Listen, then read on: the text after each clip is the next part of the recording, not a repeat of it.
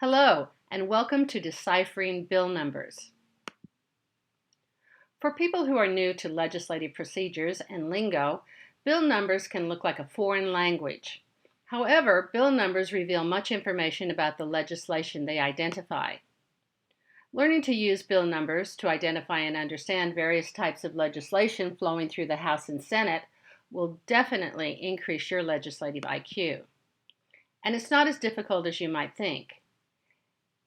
Each piece of legislation has a bill number with 4 identifying components. 1, the House of Origin. 2, the type of legislation. 3, a number. And 4, an amendment designation. Starting with the House of Origin, this is simple. Pieces of House legislation start with H, and pieces of Senate legislation start with S.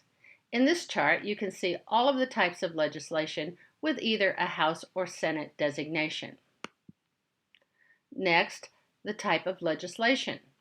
Bills are interesting because they have no type designation.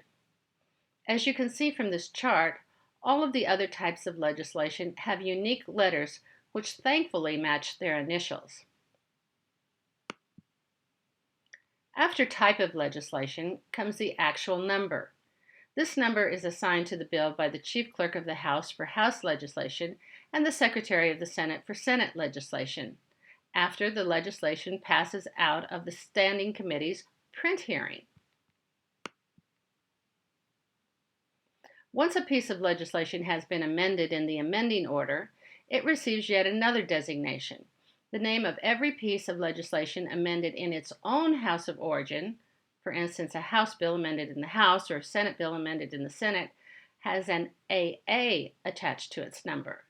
House bills amended in the Senate become an AAS, and Senate bills amended in the House become an AAH. For multiple amendments, the appropriate initials are added and separated by commas. More about bill numbering. Another clever naming convention to help us distinguish House bills from Senate bills is that all House legislation numbers start with 1. Senate bill numbers start with 1001, and Senate resolutions, memorials, and proclamations all start with 101. This ensures that during any legislative session, no House and Senate legislation can be confused by having the same number. As mentioned earlier, either the Chief Clerk or Secretary of the Senate gives each piece of legislation its number. The numbering begins at the beginning of the first regular session and continues chronologically until the end of the second regular session, starting over again at the beginning of the next legislature.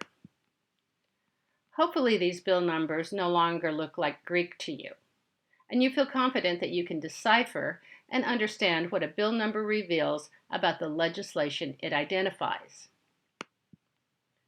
For more insider information about legislative processes and procedure, view all of the video modules in the Legislative Learning Lab.